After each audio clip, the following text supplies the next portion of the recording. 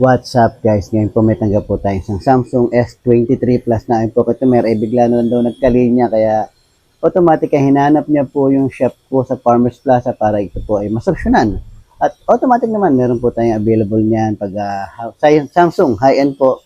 S21, S20, S23, S24, S25 automatic po yan. Meron po tayong available. Only that, OLED quality with frame lang po yung available dito. Wala po tayong AMOLED, yung pinaka-original. So, ayun, automatic po yan. Bubuksan po ni WhatsApp Bob, kakalasin po ni WhatsApp Bob. Lahat po ng laman loob niyan, ililipat po natin dun sa bagong OLED screen with frame. No? So, ayun, naikabit na po ni WhatsApp Bob.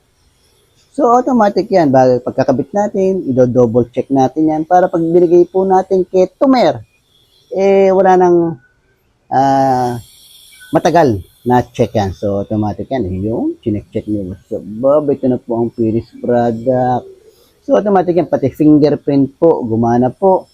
Yun ang good thing. So, yan. Ito po ang finished product. Ayun, kitang-kita nyo naman po. Ayun, napakaganda po.